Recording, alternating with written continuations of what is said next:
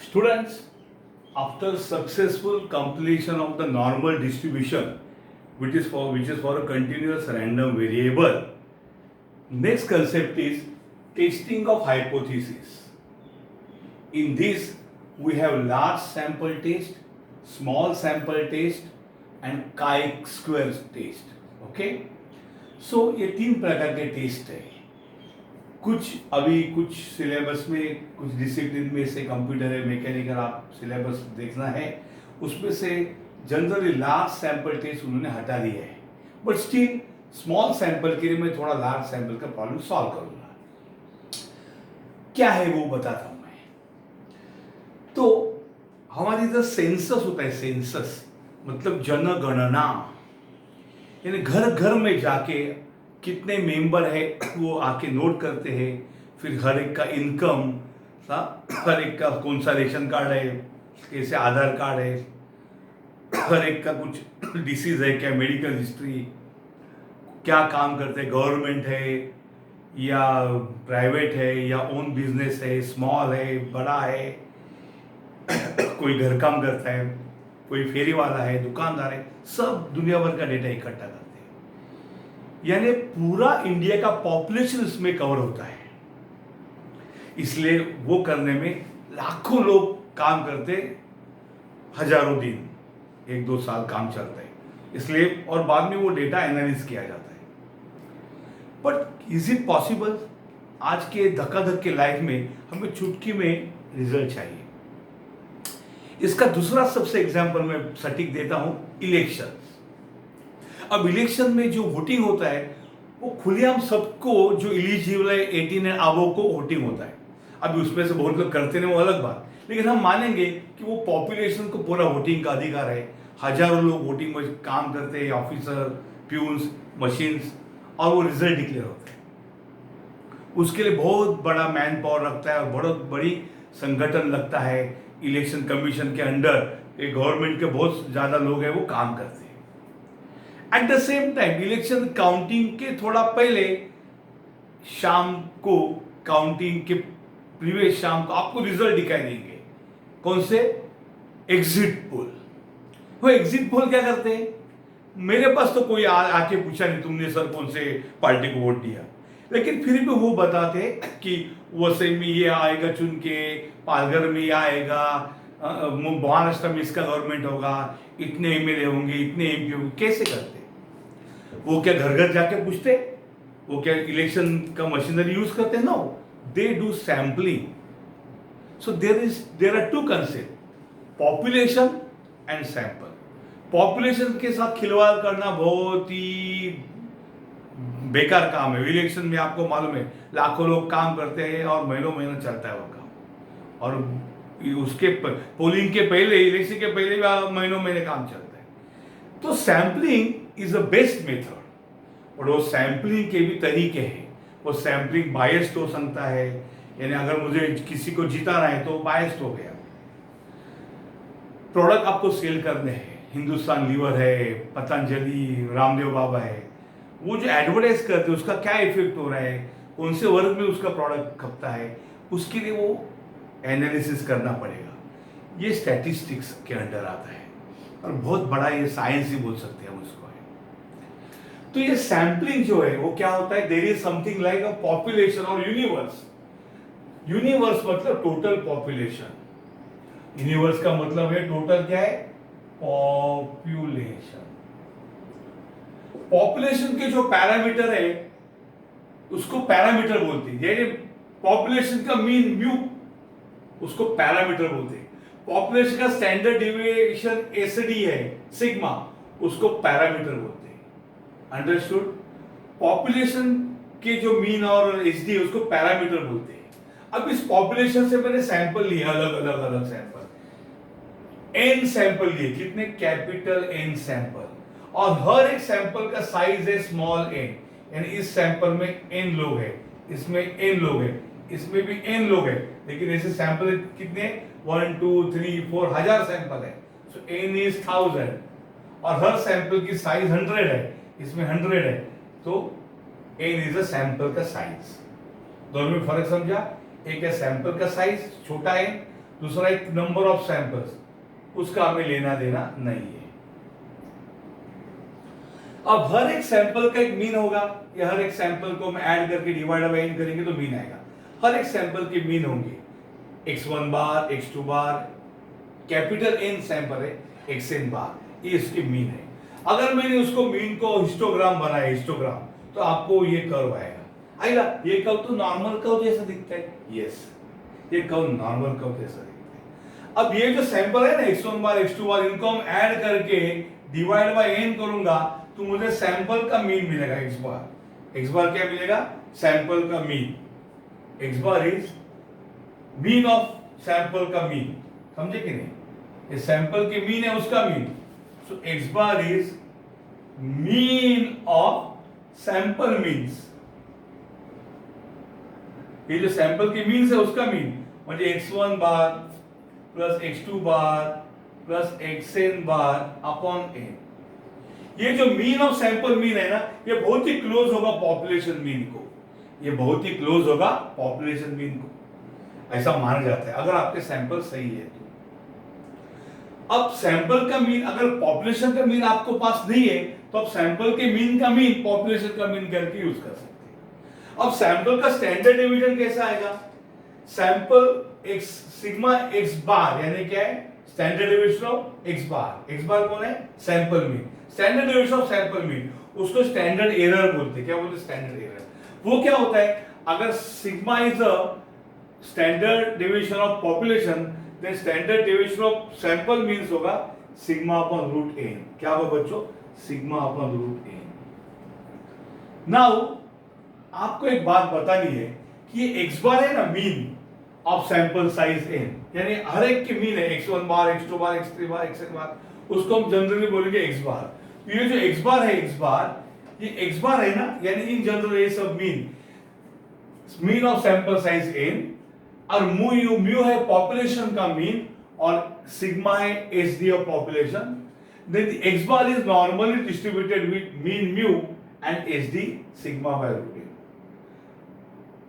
Mean of sample is normally distributed with mean of population, mu, and standard deviation sigma by root n, where sigma is standard deviation of population.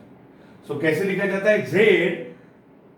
Z is a standard normal variable because Z is x bar minus mu upon sigma by root n, where sigma कौन है? sigma standard deviation of population, and sigma by root n कौन है? Standard division of sample, ये sample. Now अगर मैंने graph plot किया, ये जैसे ये ग्राफ यहां ड्रॉ किया, तो सब मीन जो है ना, मीन वो पॉपुलेशन मीन के आसपास रहेंगे। कुछ मीन्स उल्टे, अगर सैंपल में गलती है, कुछ मीन्स गलती से दूर जाएंगे। मतलब स्टैंडर्ड डिवीजन अगर हम मीन्स का ड्रॉ करते हैं तो आइडियली सैंपल का mean should be equal to population mean, but वो होगा नहीं, तो सैंपल के मीन डिस्ट्रीब्यूट होंगे around the population mean. Okay, ये जीरो, मतलब ये पॉइंट पे z मीन जो है वो z का मीन जीरो है, because mu equal to mu, x bar equal to mu हो जाएगा। जैसे अलग अलग सैंपल लेंगे वैसे x बार की वैल्यू डेविएट होगी पॉपुलेशन मीन से। अब 95% चांस है कि पॉपुलेशन मीन के आसपास ही रहेंगे सैंपल मीन। अंडरस्टूड? ये z की वैल्यू जो है पॉपुलेशन सैंपल, पॉपुलेशन मीन तो भी है, सैंपल के मीन के अलग अलग वैल्यू x1 बार, x2 बार, x3 बार पुट करके z का वैल्यू आएगा z1, z2, z3। वो कहां से कहां आएगा? 95% चांस है कि वो यहां रहेगा।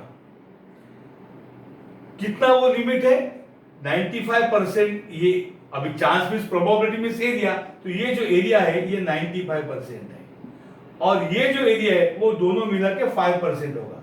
अगर ये 95% है तो ये दोनों मिला के 5%, यानी 2.5%, ये 2.5%। अंडरस्टूड? सो 5% ये हमारा रिजेक्शन एरिया हो गया।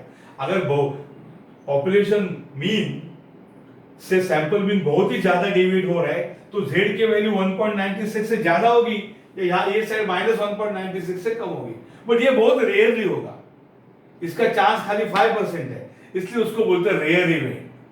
तो z की वैल्यू 1.96 से बड़ा होना या -1.96 से छोटा होना, it is a rare event. और ये रेयर इवेंट ये सैंपलिंग के एरर के कारण नहीं है, खतरनाक है, कुछ तो गड़बड़ है उसमें। तो ये chance, this is when 5% level of significance, ठीक है। अगर आपको बोला जाएगा, हाइपोथेसिस टेस्टिंग बाद में करेंगे, कि 5% आप सिग्निफिकेंस लो, यानी रिजेक्शन एरिया 5% लेने का, तो ये 2.5%, ये 2.5%, तो 5% रिजेक्शन एरिया है, अंडरस्टूड। तो एट 5% उसको बोलते हैं लेवल ऑफ सिग्निफिकेंस। z का वैल्यू 1.96 है, मैं बताता हूं बाद में, and z must be lying between this 1.96 -1.96, इसका प्रोबेबिलिटी 95% है, और 5% चांस है कि वो ये लिमिट को क्रॉस करेगा, यानी z की वैल्यू बहुत ही दूर चली जाएगी म्यू से, पॉपुलेशन मीन से, अंडरस्टूड। अब ये कैसा आ गया, देखो 5% का मतलब दोनों जगह 2.5%, अब 2.5% का मतलब कितना एरिया, ये एरिया 2.5, मतलब कितना आ रहा है 2.5 डिवाइडेड बाय 100, यानी 0.025, ये एरिया 0.025 आएगा। तो ये एरिया कितना आएगा, 0 से ये एरिया खाली ये सेट था, 0.5 माइनस 0.5 00 माइनस 0.025, 0.5 से सब्ट्रैक्ट करो, क्या होगा 5 कैरी 1, ये कितना होगा 7 कैरी 1, 0.475, अंडरस्टूड। यानी ये एरिया 0.475 होगा। तो 0 to 0.475, 0.475 एरिया आने के लिए, 0.475 एरिया आने के लिए आपको z की कौन सी वैल्यू लेनी पड़ेगी, वो आपको यहां से देखना है, 0.475, उल्टा देखना है, 0.475, 0.475, 1.96, अंडरस्टूड, ये है 1.96, ओके। यहां से आपको मैं बता सकता हूं, अंडरस्टूड। ये देखो 1.9.475, 1.906 यानी 1.96, 1.96 z की वैल्यू के लिए, again I will focus, 1.96 value z की है, understood. So at 5% level of significance, ये दोनों मिलकर के 5% होगा रिजेक्शन एरिया, तो ये होगा 2.5, यानी ये एरिया होगा 0.025, तो ये 0.5 में से 0.025 गया 0.475, तो 0 to ये एरिया 475, 0.475 होने के लिए z की value 1.96, this is 5% level of significance. Two tail test बोलते हैं उसको, दो साइड में रिजेक्शन एरिया है, okay. Please take down this. तो ये आएगा z इक्वल टू 0 to 1.96 का एरिया होगा 0.475 area, understood. z equal to 0 to area, z equal to 0 to 1.96 का एरिया 0.475 होगा, ये होगा, अंडरस्टूड।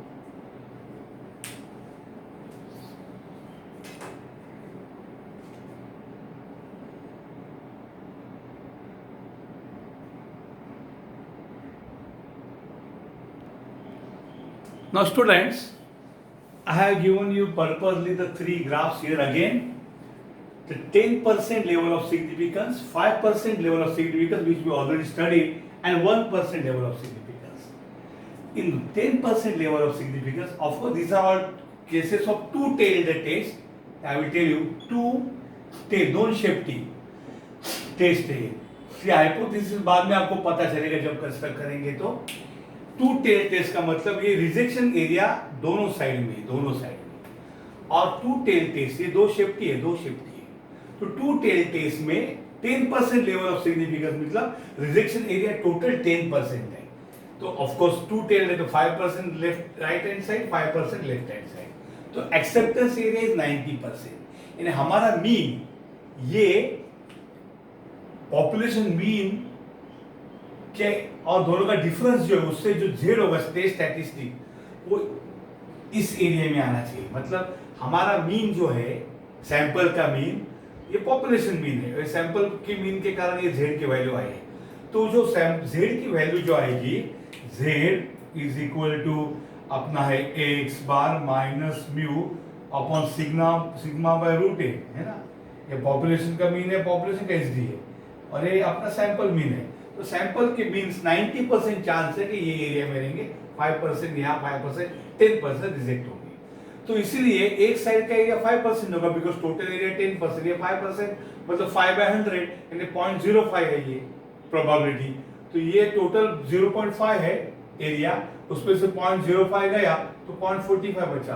तो 0.45 आने के लिए कौन सा जेड का वैल्यू ये होगा, ये एरिया 0.45 आने के लिए जेड का वैल्यू हमने टेबल से उल्टा रखा 1.645 या उसको 1.64 बोलते हैं क्योंकि वो 6.4 और 6.5 के बीच में 1.64 को भी थोड़ा ज्यादा जाता है एरिया, 1.64 बोल सकते हैं, एग्जैक्ट है 2 प्लेस पर। उसके बाद 5% एरिया ऑफ रिजेक्शन है, हमने पहले देखा 2.5% रिजेक्शन है, तो ये 95% एक्सेप्टेंस लेवल है, 2.5 रिजेक्ट है। तो 2.5 ये एरिया है, इसका मतलब वो मतलब परसेंट है, मतलब एरिया 0.025 है, तो ये 0.5 टोटल एरिया 0.5, ये टोटल 0.5 माइनस 0.025 गया तो 0.475। दिस 0.475 एरिया आने के लिए जेड का कौन सा वैल्यू है, क्रिटिकल वैल्यू 1.96। सो 5% के लिए 1.96 है। और 1% के लिए क्या होगा बच्चों, 1% एकदम मतलब इसमें बहुत ही 99% एक्सेप्टेंस एरिया है, एरिया 99% है। यहाँ से यहाँ का एरिया कितना हो गया बच्चे, 99% एक्सेप्ट लेवल में होगा अपना मीन। ओके, तो खाली 1% रिजेक्ट करेंगे, यानी ये 0.5 यानी 0.5/100 यानी 0.005 आएगा। तो टोटल एरिया है 0.5, ये भी 0.5, टोटल एरिया 1 है, तो 0.5 है राइट का एरिया, माइनस से 0.005 गया 0.495 आया। और 0.495 ये z इक्वल टू 0 टू कौन सा वैल्यू ऑफ z है, 0 टू कौन सा वैल्यू ऑफ z है जिसके लिए एरिया 0.495 होगा, तो 2.58 है। इसको क्रिटिकल वैल्यू बोलते हैं z अल्फा। तो z अल्फा का क्रिटिकल वैल्यू 2.58 है और ये -2.58। ओके, उसको टू टेल टेस्ट बोलते हैं। इसमें क्या होता है कि आपका हाइपोथेसिस ऐसा होता है, नल हाइपोथेसिस और एक होता है अल्टरनेट हाइपोथेसिस। नल हाइपोथेसिस होता है H0, अल्टरनेट होता है HA। मतलब अपना ये होगा म्यू अपना इक्वल टू हमारा टेस्ट स्टैटिस्टिक्स होगा, अपना population mean equal to mu होगा इसमें, और अल्टरनेट में होगा population mean is not equal to mu. Okay, तो पॉपुलेशन मीन म्यू होगा, एग्जैक्ट म्यू तो नहीं होगा लेकिन आपको वो लेवल देंगे। चलो पॉपुलेशन मीन म्यू होगा, लेवल ऑफ सिग्निफिकेंस 10% है, तो आप z अल्फा फाइंड करेंगे 1.645, और आपको जो दिया रहेगा पॉपुलेशन का मीन दिया है और सैंपल का मीन आपको दिया रहेगा x बार, और फिर x बार और म्यू के कारण मदद से आप ये फाइंड करो z, और ये z की वैल्यू जो आएगी, ये z की वैल्यू अगर z अल्फा से कम आती है, z की वैल्यू ये कौन है सैंपल मीन, ये कौन है पॉपुलेशन मीन, ये क्या है पॉपुलेशन का एसडी है, ये क्या है सिग्मा बाय रूट है सैंपल साइज। तो जो z की वैल्यू होती है, अगर वो z की वैल्यू लेस देन है z अल्फा, वो mod z less than z अल्फा है critical value. Okay, mod z less than z अल्फा है, मॉड की जरूरत नहीं है हमको, लेस देन z अल्फा है, तो हम क्या करेंगे एक्सेप्ट करेंगे नल हाइपोथेसिस, यानी आपका सैंपल इज फ्रॉम पॉपुलेशन, और अगर नहीं है तो अल्टरनेट हाइपोथेसिस आएगा, यानी sample is not from the population. Okay, इस प्रकार से। अब ये 2 टेल टेस्ट के जगह 1 टेल टेस्ट आया, तो 1 टेल टेस्ट में क्या होता है बच्चों कि एक ही साइड में आप ये करते हैं। ओके, तो सपोज हमने 1 टेल टेस्ट किया, 1 टेल, तो उसमें क्या होगा 1 टेल में एक तो लेफ्ट या राइट होगा। 1 टेल टेस्ट में क्या होता है बच्चों, एक तो लेफ्ट या राइट, अब यहाँ पे क्या होता है कि राइट टेल होता है, सपोज राइट टेल है, ओके, तो 5 राइट टेल का 5% का मतलब होता है, राइट टेल, यहाँ पे लिखता हूँ right tail, okay, right tail test. Right tail का 5% का मतलब होता है कि राइट हैंड साइड पे 5% रिजेक्शन एरिया आना चाहिए, समझा है कि नहीं? राइट टेल का 5% का मतलब होता है कि ये जो एरिया है राइट हैंड साइड का, ये रिजेक्शन एरिया खाली, अंडरस्टूड और नॉट? तो आपका जो एक्स बार होगा ये ग्रेटर देन सैंपल मीन होगा, एक्स बार ग्रेटर देन सैंपल मीन। पहले क्या था, टू टेल में एक्स बार लेस भी हो सकता है, एक्स बार मोर भी हो सकता है। अगर x bar more than mu है, इसलिए हम यहाँ लेते हैं equal to and not equal to, x bar equal to mu and x bar not equal to mu, okay. यहाँ पे हम क्या करेंगे, x bar equal to mu और नॉट इक्वल टू। यहाँ पे क्या करेंगे कि x bar more than mu, right tail test, तो ये साइड आएगा, एक्स बार ये साइड जाने को देखेगा, अंडरस्टूड? तो रिजेक्शन एरिया क्या होगा, x bar more than mu का 5% है, मतलब ये 5% होगा खाली, ये 5% होगा, अंडरस्टूड? तो ये 5% होगा तो वही होगा, तो ये कितना होगा 0.5 माइनस दिस 0.45, तो z की वैल्यू आएगी 1.645। तो हमारा टू टेल में जो 10% काम करता है वो राइट टेल में 5%, अंडरस्टूड? टू टेल में 10% होता है तो राइट को 5 लेफ्ट को 5, but one tail right tail में 5% का मतलब राइट हैंड साइड का एरिया 5%, इतना ही रिजेक्शन एरिया। अब ये रिजेक्शन एरिया 5% है, तो ये एरिया कितना होगा 0.5 माइनस 0.05 0.41, तो z अल्फा 1। तो यानी जो टू टेल में 10% है तो राइट में 5 आएगा, टू टेल में 10% है तो राइट में 5, लेफ्ट में 5, राइट में 5 आएगा तो z अल्फा आएगा 1.645। तो टू टेल में जो 10% में रिजेक्शन एरिया है वो 10% है और z अल्फा 1.645, वही राइट टेल में क्या होगा 5% ऑन राइट साइड, तो z अल्फा 1.645। अगर आपको लेफ्ट टेल चाहिए तो लेफ्ट टेल में क्या होगा, ये एरिया रिजेक्टेड एरिया होगा, इतना ही, और ये 5% होगा। भैया ये 5% होगा तो ये कितना होगा, ये होगा 0.45, और ये 0.45 के लिए फिर z अल्फा कितना होगा, माइनस होगा लेकिन 1.645। सो टू टेल में 10% को जो लिमिट्स है वो वन टेल में 5% को आते हैं। सो ये 10% टू टेल में है, ओके, टू टेल, तो वन टेल में क्या होगी, ये वन टेल में यही होगी 5% में, ये होगा 2.5% होगा, ये और बहुत ही कम होगा, ओके, यानी होगा ये 0.05%, सॉरी 1% का आधा बहुत 0.5%, ओके, ये लिमिट होगी आधे की, यानी टू टेल में 10% की जो लिमिट है वन टेल में 5% का है। तो डायग्राम से हमको पता चलेगा, but as a frankly saying आपको टू टेल टेस्ट ही आते, वन टेल इस सिलेबस में पूछते नहीं, सब प्रॉब्लम आप इक्वल और नॉट इक्वल से करने का है, समझे कि नहीं? मोर देन लेस देन ये यहाँ भी इतने इंटेलिजेंट काम वो नहीं करते, वो दे फॉलो कुंभोजकर में भी खाली टू टेल लिफ सॉल्व किए, जो भी है नॉट इक्वल इक्वल टू करो, अंडरस्टूड? लिखो,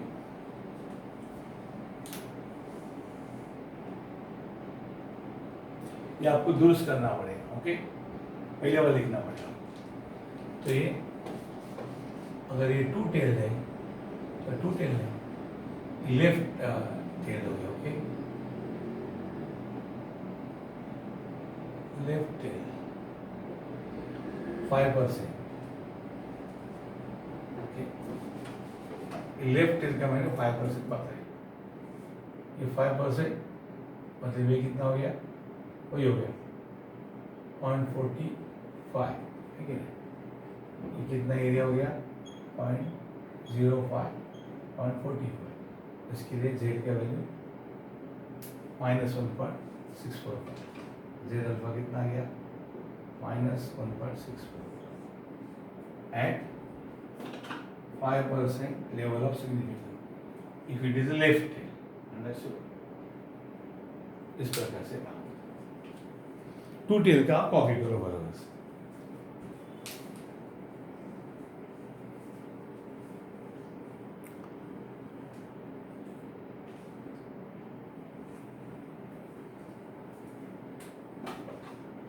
और 2 टेल, और एक कौन है 1 tell,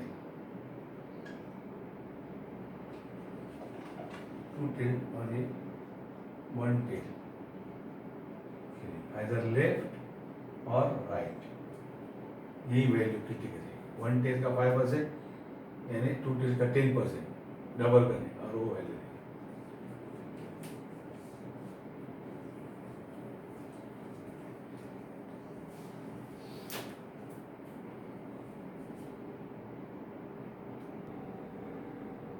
Now students, there are 2 types of samples which we get from population.